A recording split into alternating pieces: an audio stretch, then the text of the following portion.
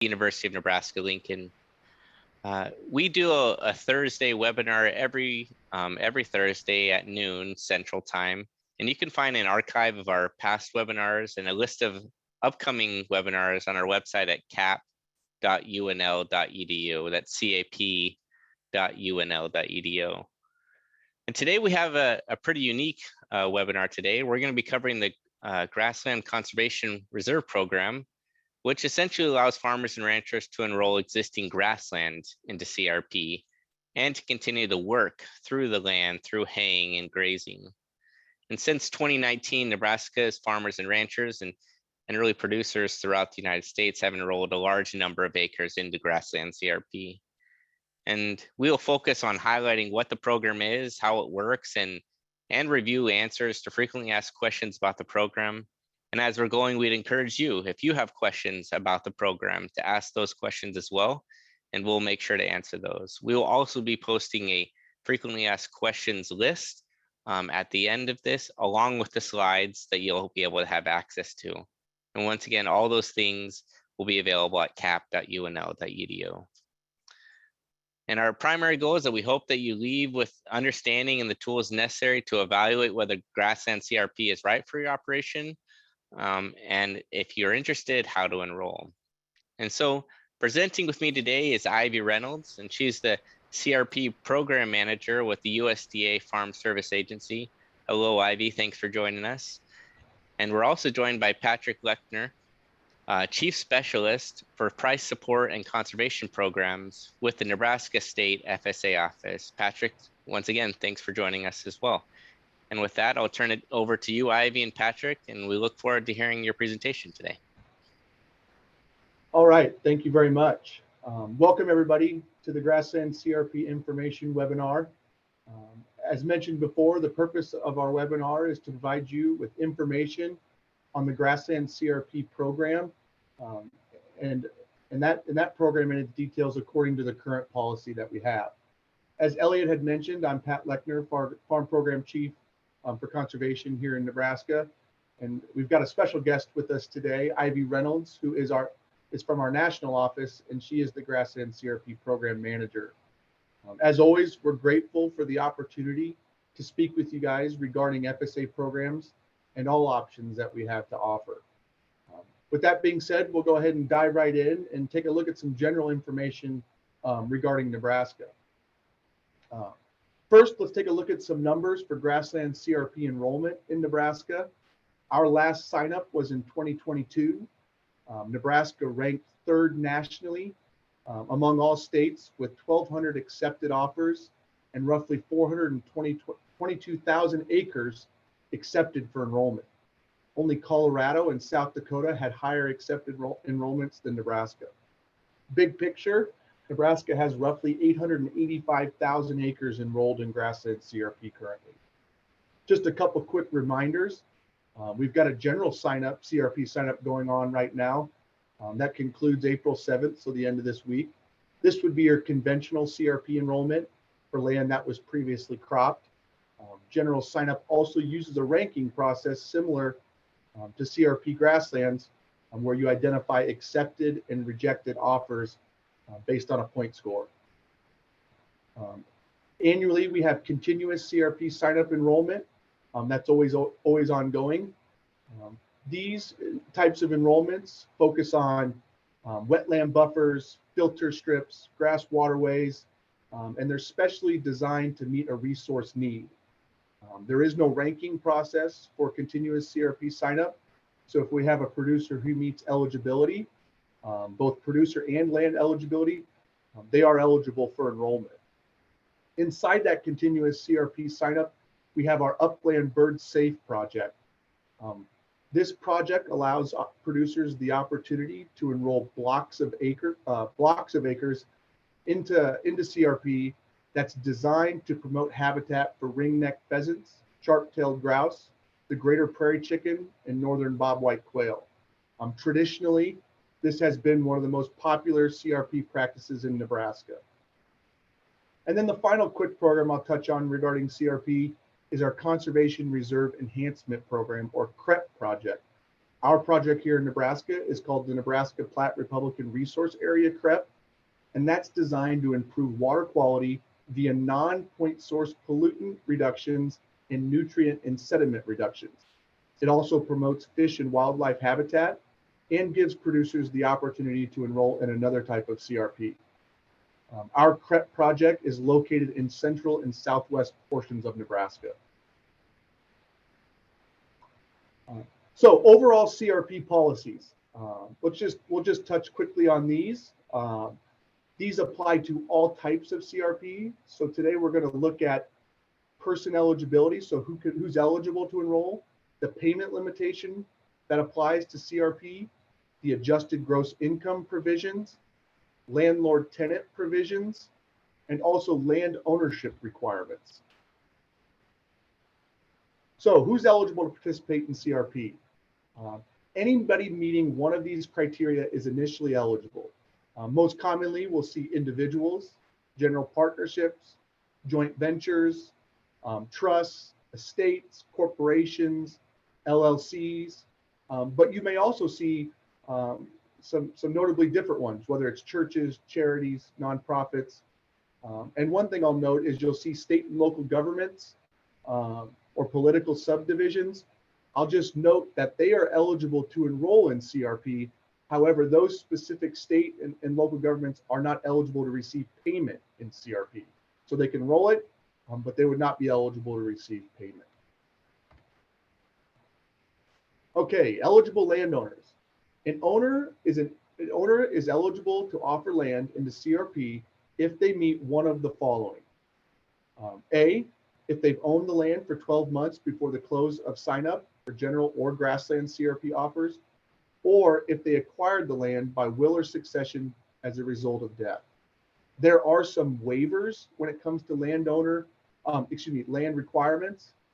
A specific example would be an owner of land sells it to another landowner, and that has a contract on it and it's set to expire. Those people who take ownership of that land that's already in CRP do not have to meet the 12-month requirements in order to enroll. Next, we'll talk about operators, so tenants on your farm. An operator is eligible to offer land for enrollment in CRP when the operator has met all of the following. First, the operator has to have operated the land for 12 months before the close of the sign-up that's taking place, and they must provide satisfactory documentation or evidence, which is determined by your local county committee, that control of the land will continue throughout the life of the contract. Some examples of how we would meet that evidence would be a statement signed by the landowner indicating that that operator is going to remain on that land for the life of the contract. A written lease they could provide that shows that that operator has control of that land throughout the life of the contract. Or on the CRP contract itself, if the landowner is signing that the operator is getting a share, they are acknowledging that that operator intends to be on there for the life of the contract. Any of that documentation that must be provided prior to the end of the sign-up that's going on.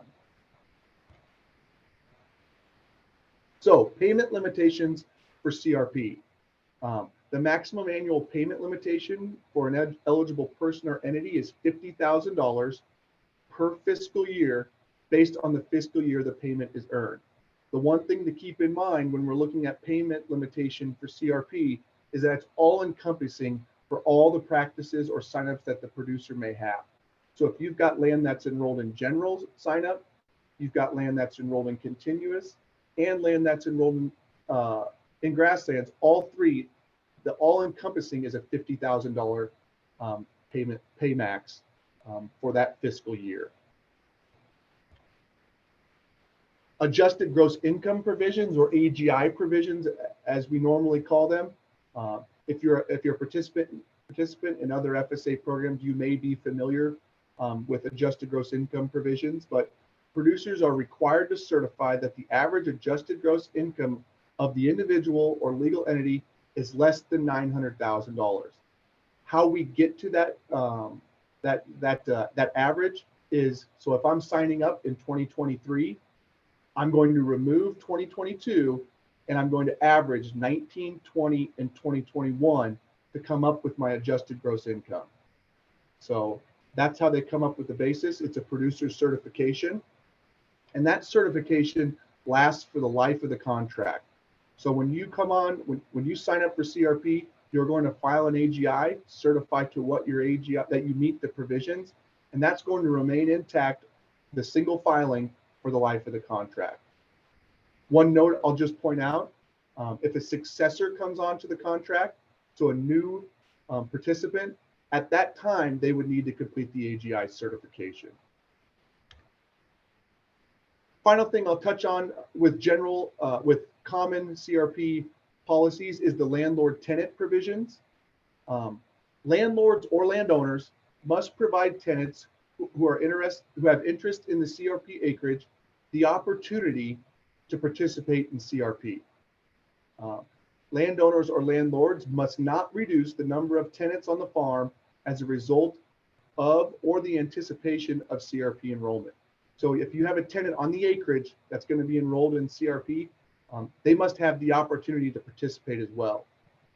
Tenants do have the ability to relinquish that right in writing if they so choose to.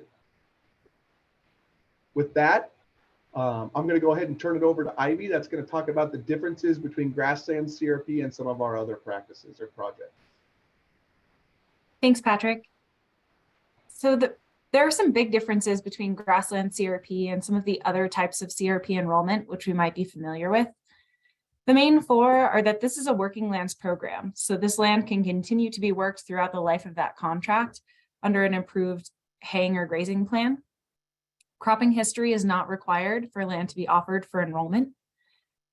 Again, that haying and grazing is allowed on the conservation plan or as a part of the conservation plan, and there may be some restrictions during our primary nesting season. And finally, FSA will award cost share for fencing and livestock water development, provided it's needed to meet a specific resource concern. We have some expectations of producers who wish to enroll land. They need to maintain that cover and keep it free of noxious weeds or noxious and invasive species. The participant cannot cultivate or develop the land under a Grassland CRP contract. And as we alluded to earlier, if the ownership on that land does change throughout the life of the contract, we'll need to work through a succession in interest. It's important to note that if the new owner decides not to participate in CRP, there may be some payments that are due back on that land. All land must be reported annually to your local FSA office, certifying that the cover is still in CRP, and we need to follow an approved conservation plan. Eligible land is going to be any rangeland or pasture land, which grazing is the predominant use. However, land that has more than a 5% tree canopy is ineligible or needs to be excluded from the offer.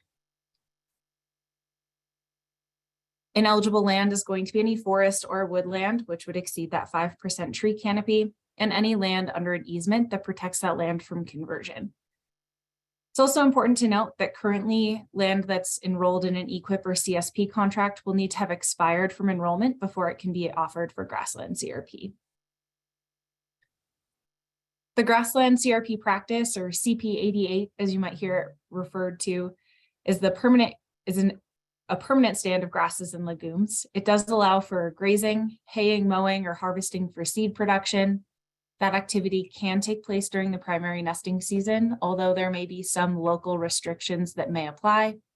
And we can allow some fire pre-suppression or fire-related rehabilitation on that ground. Cost share can be made available as long as it's tied to a specific resource concern as determined by NRCS or another technical service provider. In this situation, we're most likely going to see a resource concern attributed to our grazing distribution. So are there enough, what is the stocking rate in this pasture, and is more infrastructure needed to help facilitate that? FSA and NRCS will always plan and approve the most effective and cost-efficient alternative when we're approving the cost-shared infrastructure. Again, it needs to be included in that conservation plan, and an environmental review will need to take place on all components of a CRP practice, which would include if we're drilling a well or installing fencing. Speaking of which, some eligible components that we might see through cost share are watering facilities, including livestock pipeline, the drilling of a well, spring development, or a stock tank. The installation of permanent fencing. This is internal fencing only. Unfortunately, at this time, FSA does not cost share boundary fencing around the Grassland CRP acreage. We'll also do livestock trails and walkways and can cost share on prescribed burning. The contract duration is either 10 or 15 years, and this is a selection made by the participant at the time they submit the offer for enrollment. And for upcoming sign-up, the effective start date for all contracts will be October 1st, 2023. Very briefly, this is what the offer process looks like. So first, we're going to visit our local USDA service center and talk with the local staff about which acres we'd like to offer for enrollment. The county office is then going to determine if that land is eligible to be enrolled. And then we'll rank the offer with the producer, and they'll be able to select a number of options that can give them more or less points depending on what they're interested in offering. After all of the offers are ranked nationally, producers will be notified by mail of whether or not their offer was accepted or rejected. Those participants with accepted offers will then meet with NRCS or the technical service provider to develop a conservation plan. And finally, all of our contract documents will be signed and approved, and contracts will start on October 1st. The conservation plan is going to include a number of documents, but most importantly, it'll have our requirements for prescribed grazing or forage harvest management practices. We'll have a cover management plan, which will help participants maintain the cover throughout the life of the contract. And we'll also have additional implementation requirements, which may include engineering plans as they're related to livestock trails or walkways. Conservation plans will also include practices that help protect the health of the grassland plant community, soil, and water resources. This is a working lands program, but it's important to note that hanging grazing is not required to participate. Participants can choose to maintain that cover as a wildlife habitat or idle land. And we'll develop these conservation plans with a local conservation planner so that we're ensuring that all of the requirements are site specific and meet local standards and specifications. In our initial site visit, NRCS will come out and meet with the participant in the field to ensure that the cover is what the producer had offered. We'll complete a forage inventory and begin developing that conservation plan. You may wonder what would happen if your cover does not meet what was offered. At that time, you'll work with NRCS to figure out what is in the field, and then your offer will be re-ranked and a determination of acceptance and rejected will be made. Throughout the life of the contract, several site visits will happen. The first is going to occur during conservation planning. So after you've been notified that your offer has been accepted, NRCS or the technical service provider will come out and begin that conversation about what a conservation plan might look like. If your conservation plan includes the development of infrastructure, NRCS or that technical service provider will come back out and verify that the infrastructure has been installed according to NRCS standards and specifications. And then a final site visit will be required in the last 2 years of the contract.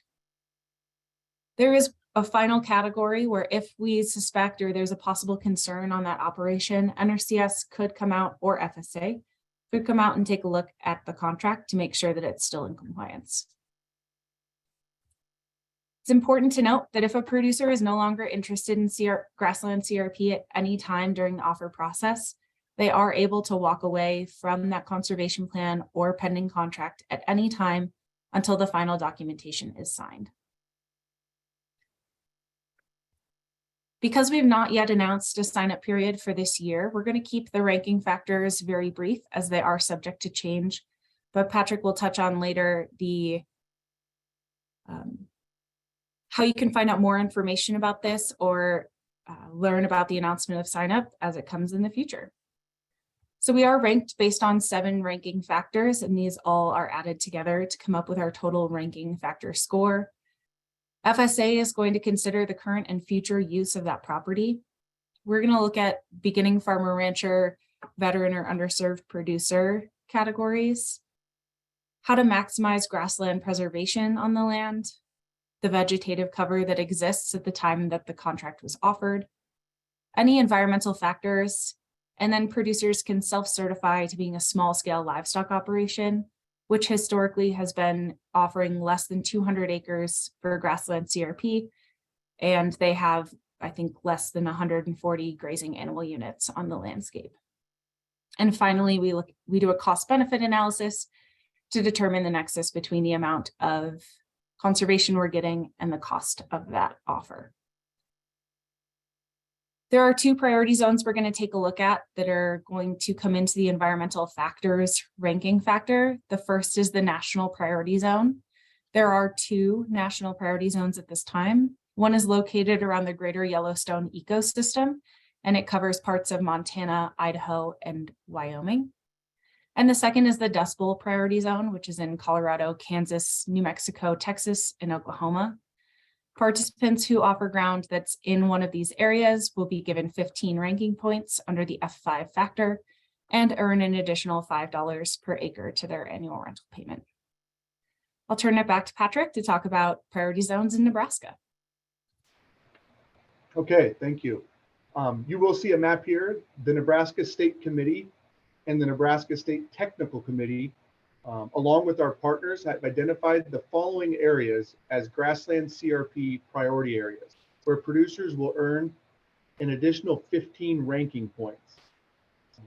I'll kind of go through the justification or the basis for this criteria, but I just wanted to note that any county in the state is eligible to offer for grasslands enrollment. This is just the priority areas. So the areas that were identified were based on the following criteria. First, grazing lands that support native tall grass prairie. Grazing lands identified as biologically unique landscape in the Nebraska Natural Legacy Project and Nebraska's State Wildlife Action Plan. Grazing lands which are prioritized in NRCS's Great Plains Grassland Initiative to suppress invasive species. Grazing lands which are of value to popular game species such as the greater prairie chicken, sharp-tailed grouse, and ring-necked pheasant. Tribal lands, counties that have significant acres expiring under general sign-up, and then locations where past sign-ups for Grassland CRP indicated strong interest with low or no acceptance. So that's the criteria that was used to create these areas. An example I'll give you on the opposite end of that is if you look at the northwest part of Nebraska, where we have a significant enrollment in Grassland CRP, when we went through this project, we looked at all the ranking and all the scores that the region had, and they were all scoring enough to qualify in the past signups without any sort of priority area. So we really focused on counties. An example would be Lincoln County, that has a really high level of enrollment for their grasslands with low or no acceptance. So that was just one of the criteria that we used to identify the priority zones for Nebraska's grasslands. That kind of summarizes quickly the overview of Grassland CRP. As Ivy had mentioned, we will be having a sign-up announcement coming soon. If you have any questions regarding Grassland CRP or any other CRP opportunity that we've got going on, we would encourage you to contact your local USDA service center. They're going to lead you through the steps that it takes to qualify, to apply, to enroll. So with that, we'd be happy to answer any questions, and I'm going to turn it back over to Elliott. Thank you, Patrick. Thank you, Ivy. It was really great. Appreciated the overview on general CRP, and then Ivy, kind of what are those unique differences to Grassland CRP. So we've had questions come in as you guys have been presenting. Encourage all participants to, if you have a question related to your specific operation or just something in general, So please put that in the Q&A chat and we will make sure to get to those. So let's just work through those. The first two have been, I think for you, Patrick, it says, when you're talking about general CRP, it says, what if we leased the land for 12 months and now purchase the land to own? Can we apply? And that's kind of going to your question of 12-month of ownership, if either as a tenant or as a landowner. Sure. And Ivy, correct me if I'm wrong. I do believe that there is a waiver under this type of criteria where you are in essence already, have an interest in those acreage as an operator and then rolled it into a purchase. So you could meet that criteria under the waiver. Yes, that's correct. So I guess the answer is yes, you can apply. Yeah, sorry. But yeah, you do yes, need to get a waiver. Yes. Yeah. Okay. So that's working with your local FSA office to get that waiver and get it, get that signed up. Okay, great.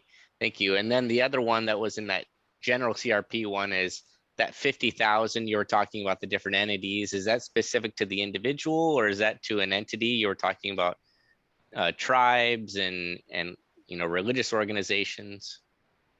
That's a good question. That 50,000 would be per participant on the contract or contract. So if you have an individual on a contract, on 3 different contracts, it's $50,000 total for that individual. If you've got an entity would be $50,000 total. The only real difference where you'd see where there'd be a different way of looking at payment limitation would be a joint operation or a general partnership where if you're in a joint venture between two different individuals, they each would have a $50,000 pay limit.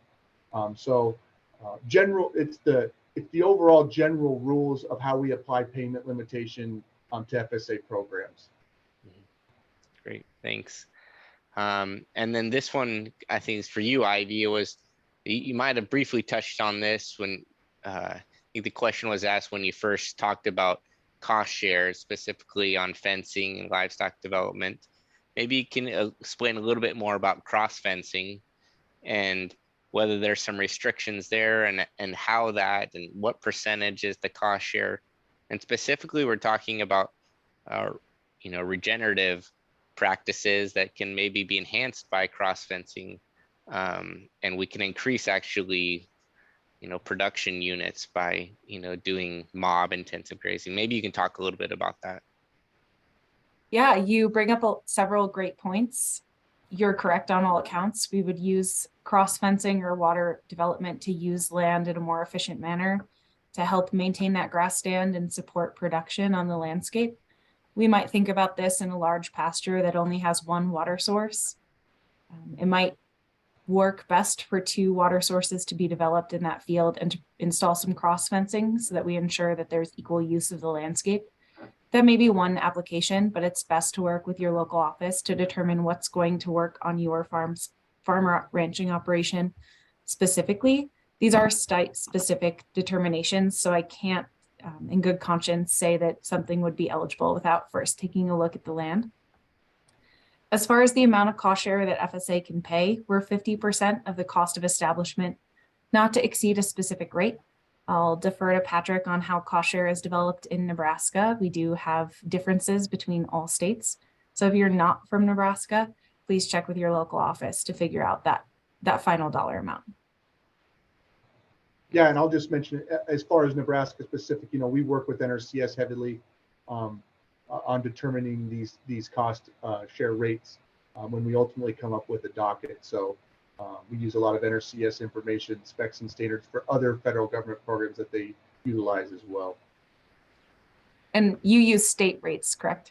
Yes, we do. Yeah, great. Thanks, Patrick and Ivy.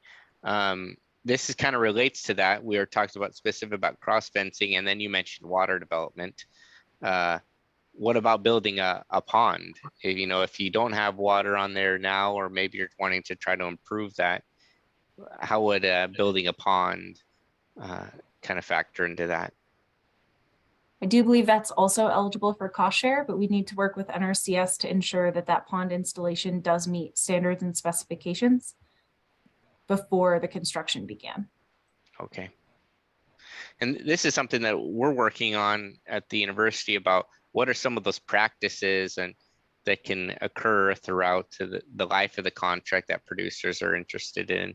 So if there are things that you're talking about building upon or cross fencing or other those, feel free to let myself or Ivy or Patrick know, because we're actually looking and trying to study that right now. Jessica was asking this, in 2018, the Farm Bill, the alternative funding arrangements were allowed for tribal governments that manage larger tracts of trust land. Do you know how a tribe might enter into one of these contracts? Does it apply to CRP, and is there someone to contact if you're unable to know the answer to this question? Maybe to you, Ivy. Pass that. Yeah. Thank you. So tribal nations and tribal members are eligible to offer land that they operate or own through Grassland CRP. We would follow our normal signature requirements. So if you do have a lease from BIA or another trust, we need to ensure that the landowner, in that case BIA, has signed off on that property.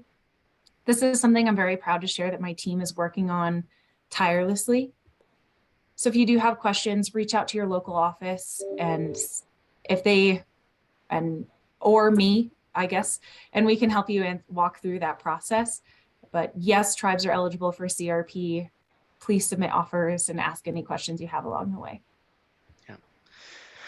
Great. And this, I'm glad Brian asked this question, because as you were presenting, Ivy, I thought about the same thing. So we have kind of the red cedar, infestation, and a lot of these lands that are maybe left idle, if we're not proactively, taking out the red cedars, that they can kind of overgrow. And this is really for any woody plant. But does this 5% of tree canopy, does that include the cedar infestation? Because you're talking about management of noxious or invasive species. So maybe touch briefly on that.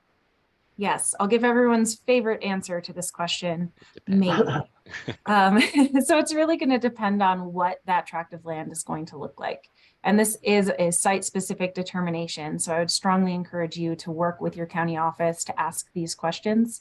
It's very hard to say land is eligible or not eligible without first taking a peek. I will say that some woody type plants are not considered tree canopy.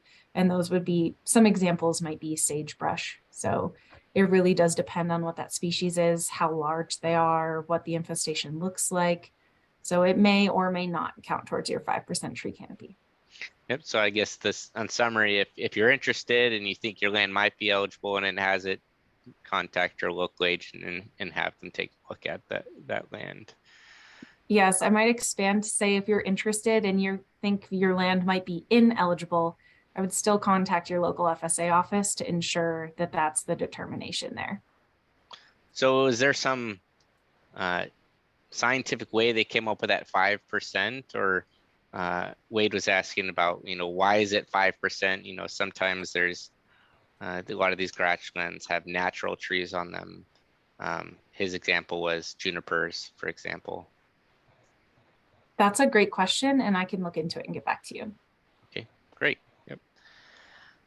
So can land that's under a wind farm lease, so it's already has an existing contract on there, still be considered for a Grassland CRP? So can it have multiple leasing agreements on there? Or does it have to be exclusive? Most of our energy installations, so solar, wind, etc., would be ineligible for enrollment in Grassland CRP because it's not been maintained in a grass cover. I will say that there are some specific exceptions for installing wind on CRP acres, but I believe the limitation is at 25%. Okay. And then Patrick and Ivy, you mentioned that the formal announcement, the general CRP ends tomorrow, April 7th, but the Grassland CRP hasn't been announced, but should take effect in I think it was October 1st. But when do you kind of anticipate that announcement being made that producers can look into it? So the secretary will make that announcement, and we'll be sure to share the press release with you, and maybe you can also share that on your cap.unl.edu website. Okay. So we don't know the exact date, but it's coming. Yeah. Yes. So if it's being managed for wildlife and not grazing or haying, can wildlife food plots be planted within it? So to think about improving the value of that land for, let's say, hunting rights. How would that be eligible for CRP? Can that be improvements?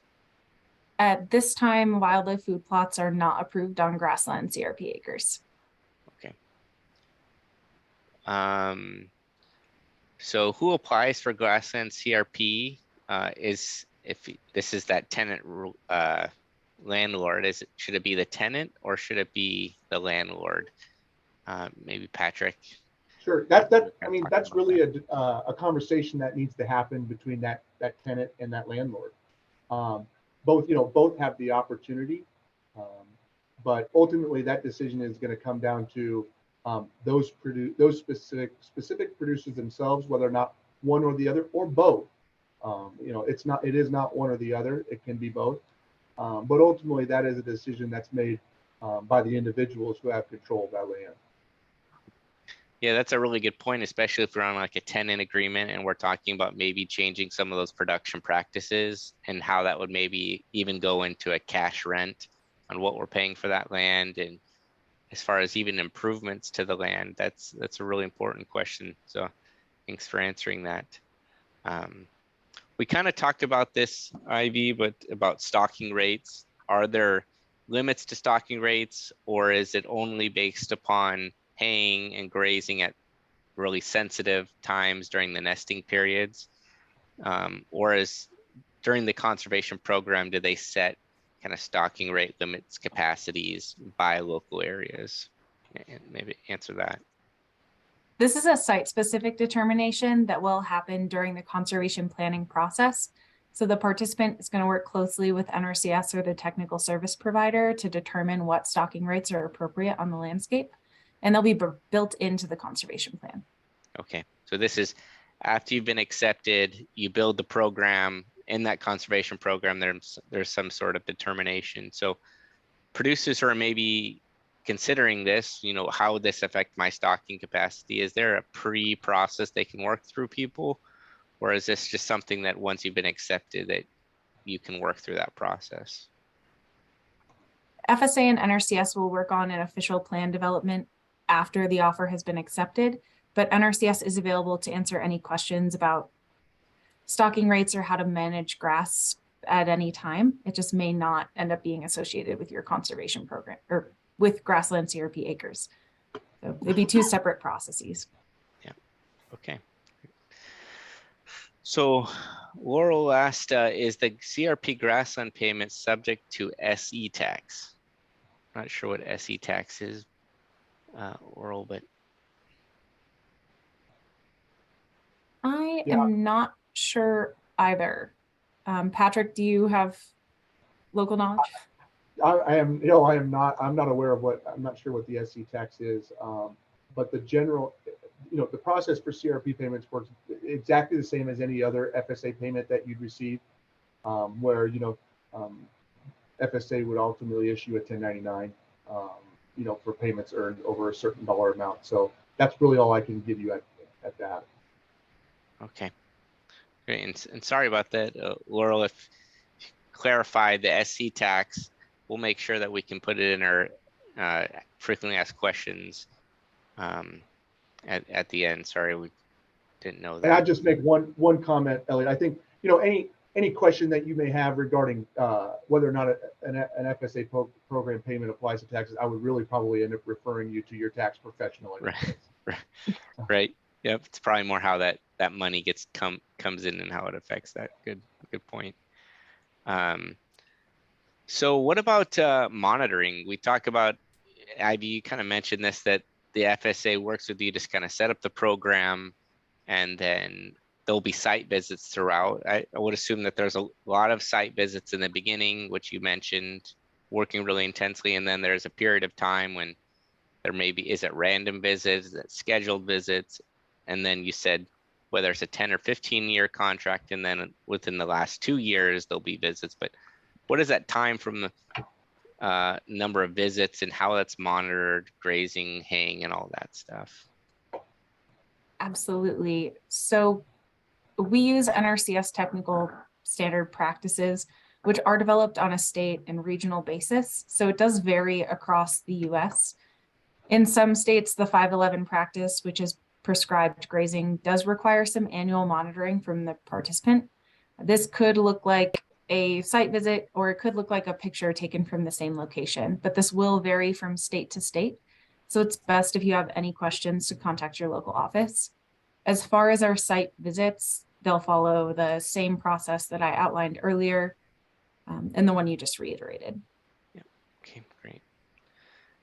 And then Patrick, this is for you, but it's more about the payments. Yep. How do payments vary between, let's say, like a general CRP and a grassland CRP? Maybe you can talk a little bit about what it is in Nebraska, and then maybe we can talk about the Ivy and talk about what is some of that ranges and payments, and even some, if you could ask or kind of allude to how payment rates are even set. Sure. So Patrick. Yeah. I think this may be able to answer, multiple questions that I've seen come up on here, but how they compare to general to grasslands would be significantly different. I would just label it as that. With your general sign up or your continuous sign up, you're looking at your 3 most predominant soils on that acreage, and then it's going to take a look at a NASS dry land cash rental rate for that. And the key thing to remember about general and continuous sign up is that is cropped. That is ground that's being set aside that was previously cropped. So it's getting a rental rate that was of cropping value, as opposed to what you're going to see on a CRP grasslands contract, which is primarily focused on grasslands and grassland value. As far as Nebraska, with this new sign up, we'll most likely take a look at new rates. So those, of course, obviously would not be available yet to know what those rates are.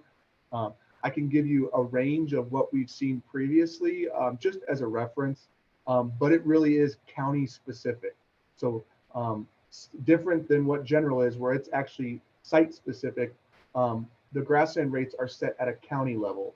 So what we've seen in the past, just as to put the sidewalls on it, I would say anywhere from $15 to $40 an acre, specific to a county and the county's rates. So, And that's just dollars per acre. Dollars per acre. Yep. Per year or per month? Per year. Yep. Per year. Yep. Dollars per acre per year, $15 to $40. Yep. And I would mention also that the University of Nebraska, the Center for Ag Profitability, has a long-standing land value survey that will also give you kind of the grazing rates, and we monitor that for 1 cow-calf pair per month in the summer grazing that you buy the different districts. And so if you're interested in kind of comparing that as well to what those look like, you can do that as well. So Ivy, anything to add related to that? Yeah, so nationally, we'll see roughly the same, but a little bit different payment rates. In the past, we've seen anything as low as $13 in our most recent signups and as high as $118, depending on where you're located throughout the US. Our higher payment rates are located in the Pacific Northwest and the lowest rates throughout the West. I did see a question about the national priority zone. So if we take a look at the map, speaking from last sign up, the areas in green were all about $13 an acre, and the national priority area brought those up to $18 an acre. And the same was true for our counties around the Dust Bowl priority area. Those were roughly $13 an acre before that additional incentive, and then $18 after. Mm-hmm. Thank you, Ivy. Looks like just some kind of recapping, but just the number of acres and operations in Nebraska already in the program. Patrick, could you maybe go back to that? Yeah, roughly acres enrolled in Grassland CRP is 885,000. 885,000. Yeah, great. Thanks. what point range does it take to get accepted? And looking at the past few years, so this is going kind of maybe to your F1 through F7 kind of ranking. This is that working with your local agent can really be important, but this is often one of the questions we have, right? When we're either talking about CRP, how do we make a application competitive, and where do we know that kind of where that tipping point is where maybe I won't be able to have enough points to get in. So maybe you can talk through that process about how do we determine points and kind of where that tipping point is. I'll maybe turn that to you, Ivy. Yeah, absolutely. If you'll bear with me for just a second.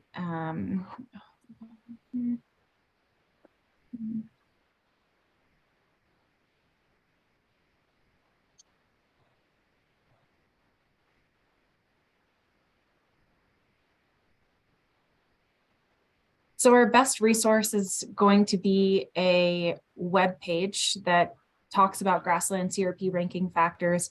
And again, this is updated for last year's sign up. So all of these are subject to change, but once the announcement of the new sign up has been made, this web page will be updated to provide you with the most up-to-date information on how the ranking process works and what you can do to influence your score. This walks through each ranking factor, how many points are associated with it, and then what those points actually mean. So if you are looking at maximizing grassland preservation, for example, we can see that the F3 factor has a maximum of 0 to 35 points. One way to influence your score is to choose a longer contract length, which will earn you 5 additional ranking points. Once sign-up's been announced, I strongly encourage anyone interested in the program to take a look at our website and figure out what they might be able to do to influence that ranking score, and eventually have a conversation with your local USDA staff so that they can help you submit that high scoring offer. As far as past signups go, we'll see a different ranking cutoff annually. I believe last year it was 70, I think just 70, might have been 75. I shouldn't pull that information from my brain, and I should look it up to get it back to you, but typically around the 70 ranking points is the cutoff. And that really historically. Yeah, and that would really vary by year, right? Because Yes. they rank nationally, and so if there's less competitive offers that year, then you don't have to be as high. So I think the point is put together a plan that you feel comfortable with, that reflects your intentions and your past operations, and then submit that forward. I like what Patrick said, that Lincoln County, there can be some geographical differences even within a state, that Lincoln County has a lot of people applying to the program, but then didn't have a lot of enrollment just to do, and now they're trying to say, okay, maybe we need to make some changes to the program. So I really appreciated that insight. Anything to add to that, Patrick? No, yeah, we took a lot, the technical committee, the state committee, all of those factors that we took a look at, including all of the active projects we have, whether it's state projects. But we really did try to make a note of where the interest was and whether or not there was anything that we can do to assist them in getting those acres enrolled.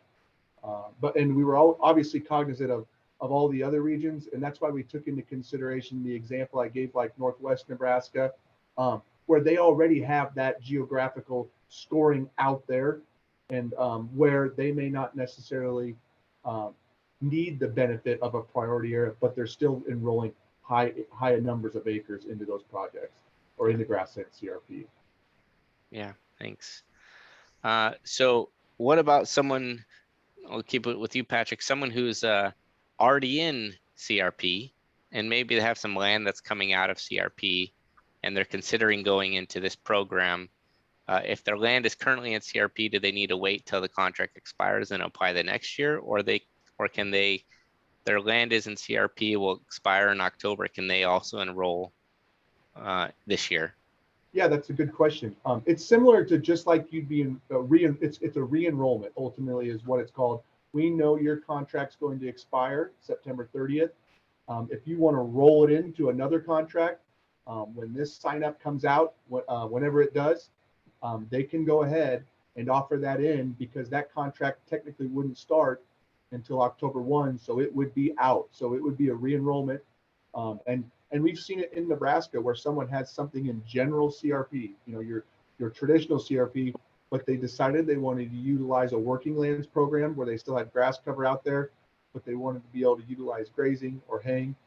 We've seen those go into the enrollment where that general contract expired September 30th. They got accepted, and their grassland started October 1.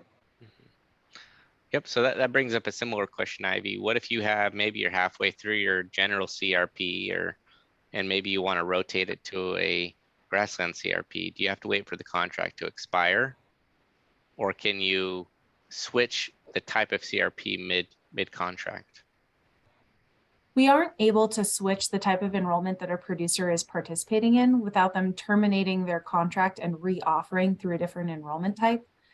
That's always an option, but it's important to note that terminating that contract will require repayment of program payments earned, including cost share, interest, and liquidated damages. So if it's something you're considering, you might want to talk with your county office about what that would look like for your contract. It's best to wait for it to expire and then re-enroll into Grassland CRP. Mm-hmm. Great. We have a lot of questions about cost sharing for different practices. Maybe you can talk a little bit about cost sharing. Again, what about tree removal? I know some of their other practices for removal, for instance, of the eastern red cedar. Is there some sort of cost share with that? Let's start with that. Yeah, these are great questions. I can see them all coming in here. FSA does not allow or does not provide cost share for the removal of these types of practices, but NRCS does have a program payment through EQIP, which may help producers address some of these concerns. So it might be good to reach out to your local NRCS office to talk about what programs they might offer that could help you address a similar question. And I can kind of just piggyback that off that a little bit, Elliott, from a Nebraska perspective. We've got a lot of good resources out in the state to assist with control of eastern red cedars. I know the Nebraska Game and Parks has some cost share that they devote to that. It wouldn't hurt to contact Pheasants Forever, who is a partner with us, to see if they have any availability to work with something like that. But there are resources out there that people can tap into if they so choose to. Great. Yeah, that's really good comments there. So we talked about the benefits that get paid back to the producers. What about the costs to participate in the program? Is there an annual enrollment fee or a one-time fee for application for participation in the program? There is not. A producer can request a measurement service, which may have a fee associated with it, but it's not required as part of the contract. Okay, great. This goes to you, Patrick. What about the land in an irrevocable trust? Can that be enrolled? Yes, it can. And so we'll put the slides out, but you'll see the listing, and an irrevocable trust is on there as eligible, as an eligible participant. Great. And then are there size restrictions? When we talk about the smallest number of acres that have to go in, is there a minimum number of acres? We talked about a minimum or maximum cap for payment, so that kind of sets a maximum acreage by location, but what about minimum acreage? There are no size requirements for Grassland CRP offers. Offers of a specific size will earn points under our small scale livestock operator certification, and that's those that are 200 acres or less. But there's no minimum or maximum size that a producer can offer for Grassland CRP. I'm trying to think. We talked a lot about grazing and okay, this is a unique one. So we have in Nebraska, at least, we have grassland that's tillable and grassland that's non-tillable. Sometimes the tillable land will go in and out of crop production. And so if it was cropped already and it's converted to grassland, is there a difference between the rates with general CRP and grassland CRP? looks like they're currently enrolled in some combination of CRP and CREP. Maybe you can talk about how long the stand of grass has to be in grass in order for it to be eligible for grassland CRP. That's a good question. Ultimately, when, regardless of whether it was tilled or not tilled, when you're enrolling land into grassland CRP, that rate is stagnant. That is the rate that you'll be eligible to receive in your county. There is no variable rate based on what previously happened to the land. It is the rate that's set for the county for grassland CRP. As far as how long, I think the primary thing to focus on when you work with NRCS to go out there is that cover has to be established. So whatever's out there that you're enrolling, that cover just has to be established. Okay, I'm trying to go through and maybe one last question. As a reminder, we will be listing all these questions with the responses. So if we didn't get to your specific question, we'll be posting that, and it'll be at cap.unl.edu.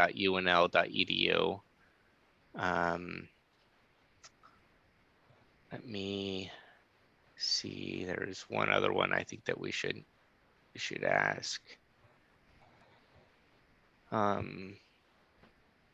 Okay, just kind of summarizing, what do you think are some of the barriers to enrollment or re-enrollment? And what do you think can be done to increase participation? So this is, we have Grassland CRP. It seems like potentially a great program. What are some of those barriers to enrollment that you see producers having, or common questions? I'll start with Ivy and then we'll go to Patrick. So with any contract, it's a commitment made by the landowner or operator to participate with the government for a set time of 10 to 15 years through Grassland CRP. And some producers just aren't ready to make that kind of a commitment, which is completely fine. So some people just simply aren't interested in that contract. In other areas, we might see that our ranking scores are lower because the land is under less of a threat to conversion, or maybe doesn't have existing grassland, or isn't in an area that we've specified should be prioritized for grassland CRP within the state and federal government. So those are things that could deter people from re-enrollment or prohibit them from re-enrolling. Great. I think increasing participation.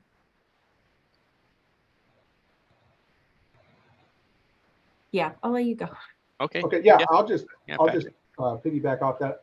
And Ivy's exactly right. I think there's some factors that are set in the program that producers just have to deal with based on the geographic location of their county and how that scores out. But the one thing I would say is, maximizing, if you want into this program, maximize your points. Do what you can to ensure that you can get in. Some other barriers that I think that we've done a really good job the last year of breaking through, and I think it's reflective of how many acres we enrolled last year with the 422,000 accepted, is that there was always seemed to be this general stigma about the grazing plan and how many animals I can graze on my acres. And I think that the more we find is that when these producers get their offers accepted and they sit down with NRCS and talk about stocking rates and things like that, it's a lot more favorable to what they're already doing out there on the land. And so that has been a really big positive. And I think something that's been good for us in Nebraska, where maybe you're this producer's already meeting these stocking rates that NRCS is creating on their grazing plan, and they just didn't know it and they thought they wouldn't need it. So if there's interest, I would just encourage you to apply, see if you get accepted, sit down and have that conversation about how we're going to set this up. And then if it all falls through and you decide it's not for you, you can withdraw any time before signing the final paperwork without any penalty. And so one of the other great things, and I'll just hit on it real quick here, is that if you're in CRP grasslands, you are still eligible for the NAP coverage, or the catastrophic level disaster assistance policy on grazing acres. So you can carry NAP insurance, which would be your CAT level policy, catastrophic level policy on grazing acres, and still have CRP grasslands. Thank you, Patrick and Ivy. Ryan Evans in the chat box has dropped basically a survey to kind of get your feedback on the webinar today. Please click that. Let us know what's things you liked, what things you didn't like. We're trying to always improve these. If there's topics that you think we should be addressing that you're interested in, we want to know that. We have a list of webinars that we're going to be doing, but we're always looking for new topics that are interested to producers. What you'll see now is a list of those upcoming webinars that we have for the following months.